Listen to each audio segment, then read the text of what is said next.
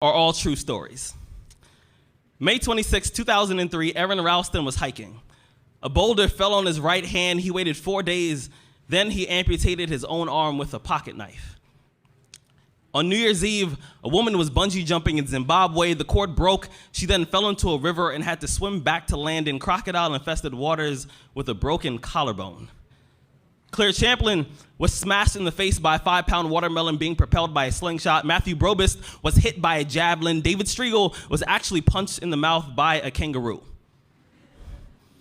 The most amazing part of these stories is when asked about the experience, they all smiled, shrugged, and said, I guess things could have been worse. So go ahead.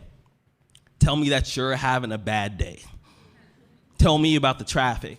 Tell me about your boss. Tell me about the job you've been trying to quit for the past 4 years. Tell me the morning is a townhouse burning to the ground. Tell me the snooze button is a fire extinguisher. Tell me the alarm clock stole the keys to your smile, drove it into 7 a.m. and the crash totaled your happiness. Tell me. Tell me.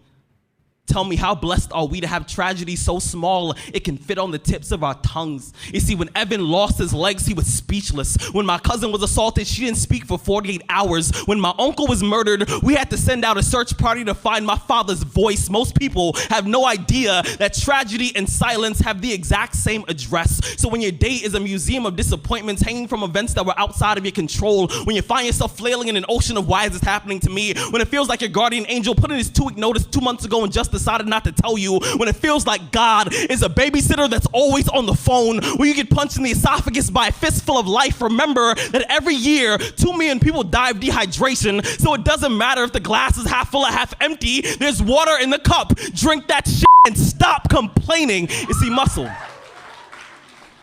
Muscle is created by repeatedly lifting things that have been designed to weigh us down. So when your shoulders feel heavy, stand up straight, lift your chin, call it exercise. Remember that life is a gym membership with a really complicated cancellation policy. Remember that you will survive. Remember, things could be worse. Remember, we are never, ever given anything that we can't handle. When the world crumbles around you, look at the wreckage, build a new one out of all the pieces that are still here. Remember that you are still here. The human heart beats approximately 4,000 times per hour, and each pulse, each throb, each palpitation is a trophy engraved with the words, you are still alive. You are still alive. Act like it.